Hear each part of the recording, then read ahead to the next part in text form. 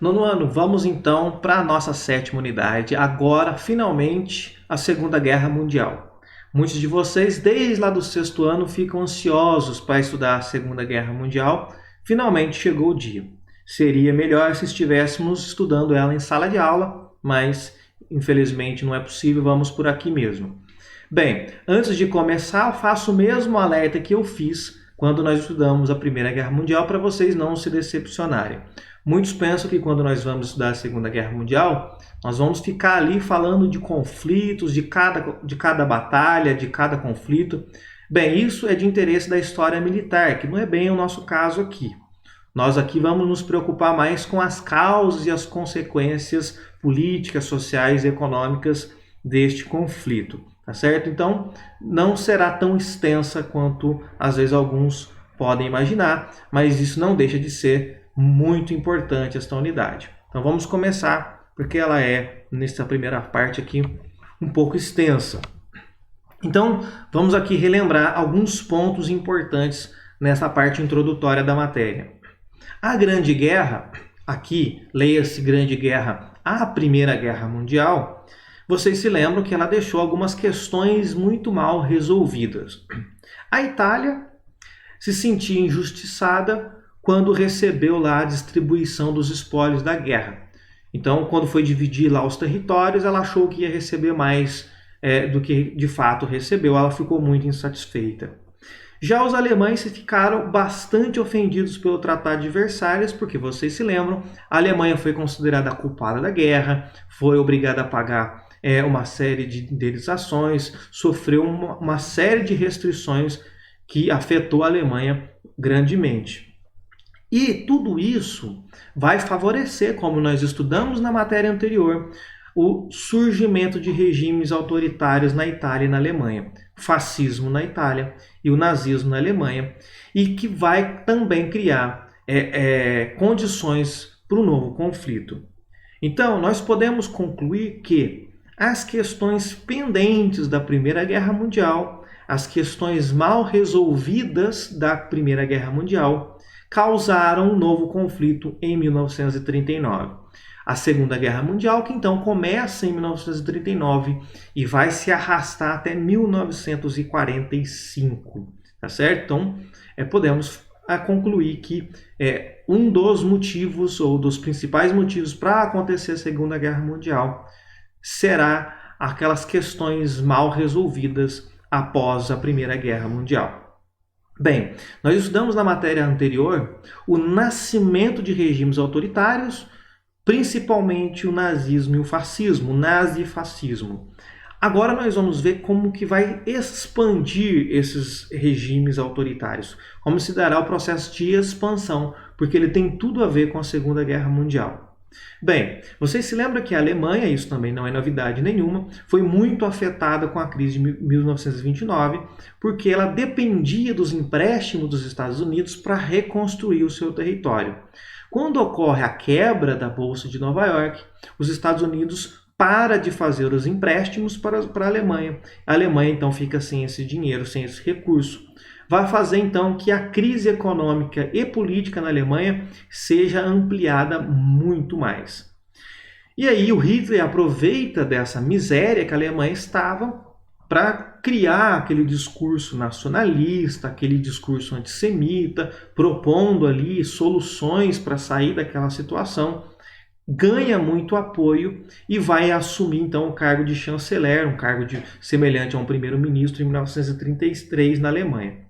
Desta forma, ele assume o controle político da Alemanha e vai estabelecer um governo autoritário de extrema direita no território. Até aqui nenhuma novidade, nós já havíamos visto todas as informações anteriormente. Mas quando ele assume, ele vai começar a realizar política econômica que é intervencionista, ou seja, com a atuação ampla do Estado, principalmente na industrialização, incentivando e criando indústrias, e também na militarização, na produção de armamentos, equipamentos e assim por diante. Porque o seu objetivo era reerguer a Alemanha da situação que ela se encontrava, e a sua promessa era fazer com que a Alemanha recuperasse o território que a Alemanha tinha no antigo Império Alemão, ou seja, o antigo território que a Alemanha tinha antes da Primeira Guerra Mundial. Recuperar o território que perderam com a Primeira Guerra Mundial. Então esta era a proposta do Hitler. Bem, só que para isso, claro, o Hitler não vai poder obedecer o Tratado de Versalhes. Então ele, em 1935, ele rompe com o Tratado de Versalhes e vai fazer tudo aquilo que o tratado proibia. Como, por exemplo, o tratado proibia a produção de armamentos e munições de grande calibre. Ele vai ignorar e vai passar a produzir armamentos e munições de grande calibre. O Tratado de Versalhes proibia uma força militar acima de 100 mil homens na Alemanha. O que ele vai fazer? Justamente o oposto. Vai aumentar os seus efetivos militares e vai vai fazer com que as forças armadas da Alemanha se tornasse uma das mais bem treinadas e mais bem equipadas da Europa, uma das mais poderosas da Europa. E para conseguir expandir o seu território, ele começa a fazer acordo com países aliados, com seus aliados e também com os seus adversários, como veremos mais adiante. Bem, aliado a tudo isso, dá para vocês perceberem o seguinte: Alemanha e Itália têm governos muito semelhantes. E uma característica importante desses dois governos é que eles eram anticomunistas, tá certo? Então, em 1936, tanto a Alemanha quanto a Itália vai ganhar um novo aliado que também era anticomunista, que é o Japão. O Japão tinha ideias imperialistas e expansionistas e queria ampliar o seu domínio sobre o território asiático. Vocês sabem, o Japão é uma pequena ilha, então ele queria conquistar territórios no continente asiático. Só que, por outro lado, nós tínhamos também a União Soviética, que era também muito forte, muito poderosa nesta época, e os Estados Unidos. Ambos cobiçavam territórios na Ásia. Portanto, percebam que os interesses da União Soviética e dos Estados Unidos entram em conflito com os interesses do Japão. Então, nós temos aqui grupos de países que têm inimigos em comum. Então, a Itália, a Alemanha e Japão possuem inimigos em comum. Por isso, eles assinam, então, um tratado, um pacto chamado de Antikomintern, que era um tratado anticomunista, isso já em 1936, tentando formar uma barreira contra a expansão comunista na Europa, para afetar principalmente a União Soviética, que é o principal representante do comunismo naquela época. Então, fazer uma barreira para tentar segurar a expansão comunista tanto na Europa quanto na Ásia. Para isso, eles formaram então uma aliança militar, e esta aliança militar ficou conhecida então como ficou denominada de Eixo Roma, Berlim e Tóquio. Então, aqui eles formaram um grupo que ficou conhecido então como os países do eixo, ou grupo do eixo entre Roma, Berlim e Tóquio, ou seja, um eixo entre Itália, Alemanha e Japão. Então aqui nós temos um primeiro grupo de aliados, um grupo que tem interesses em comum, que se juntaram contra, evidentemente, inimigos em comum, os países do eixo. Bem, esses países do eixo, então, vai dar total apoio para Hitler expandir o seu território na Europa, anexando à Alemanha novos territórios. E aqui nós temos, vocês podem olhar com mais calma depois na apostila, então, o território que corresponde à Alemanha, e alguns que antes, tudo isso aqui já antes da guerra, o Hitler vai aos poucos anexando ao território alemão, fazendo alianças, fazendo acordos ou invadindo, tá certo? Então até aqui a Segunda Guerra ainda não começou. Aqui nós estamos assistindo um processo de expansão do nazismo nesse território vizinho da Alemanha, e todo mundo está vendo Hitler expandir os seus territórios, mas por enquanto não está fazendo nada.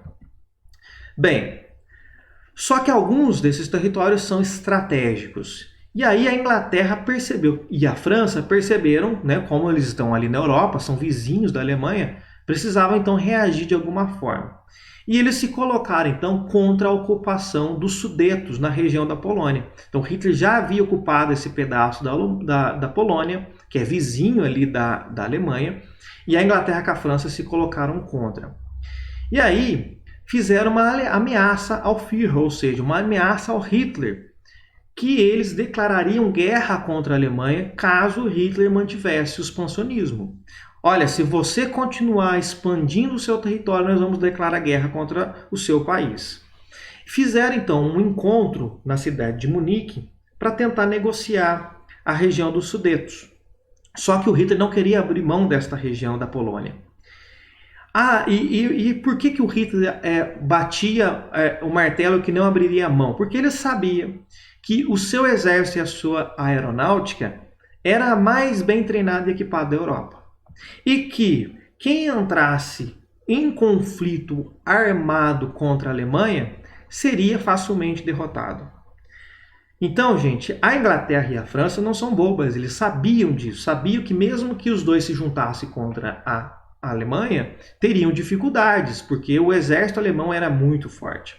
Então acabaram aceitando a ocupação da Alemanha nos Sudetos, mas desde que o Hitler fizesse, então, um compromisso de não avançar mais as suas dominações.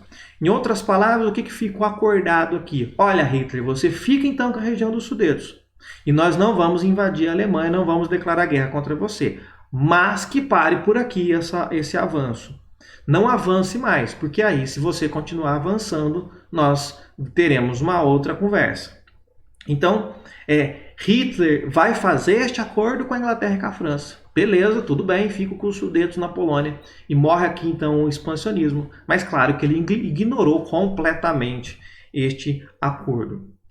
E Hitler pretendia continuar invadindo a Polônia, a região da Polônia. Então, o que a Inglaterra com a França fez? Um acordo com a Polônia, que eles dariam apoio militar para a Polônia caso Hitler invadisse o resto do continente, do país, do território da Polônia. Então, este é o acordo. Se a Alemanha invadir a Polônia, a França e a Inglaterra vai oferecer apoio ao exército polonês. Bem, fica claro que o Hitler ficou sabendo deste apoio à Polônia, desta declaração de apoio à Polônia. Então, o que o Hitler fez? Ele foi bastante estrategista aqui. Ele vai fazer um acordo, um pacto de não agressão com a União Soviética, que ele sabia que era o seu maior inimigo. Se ele tinha medo de enfrentar um exército, seria o da União Soviética. Então fizeram um pacto chamado de Ribbentrop-Molotov, que basicamente era o seguinte: olha, o Hitler pretendia invadir a Polônia de qualquer jeito. Só que agora ele sabe que se ele invadir a Polônia, a Inglaterra e a França vão declarar guerra contra ele, tá certo? Então, o que ele vai fazer? Ele vai propor para a União Soviética o seguinte: olha, eu vou invadir a Polônia e vou dar parte do território para vocês, e vocês vão ficar neutro num novo conflito europeu. Então, veja só, ele invade a Polônia, aí a Inglaterra e a França vai declarar guerra contra ele, certo? Aí, para garantir que a União Soviética não entrasse do lado da Inglaterra com a França, ele já antecipa e faz esse acordo. Então, olha, vou invadir a Polônia e a Inglaterra com a França vai declarar guerra contra mim. Então, faz o seguinte, vocês ficam neutro nesse conflito e em troca eu te dou parte do território da Polônia. E a União Soviética aceitou de cara essa proposta. E aí, para ainda acrescentar mais nesses acordos, o Japão, que também, como nós já vimos, tinha interesses expansionistas, vai então invadir o território asiático. Vai invadir a Manchúria, próximo da China, e também invade um pedaço da China, isso em 31 e em 32. Então, como os japoneses, alemães e italianos têm interesses em comum, firmaram aqueles acordos, fizeram ali um acordo militar que formou o eixo. Então veja que agora nós temos tudo preparado para o conflito.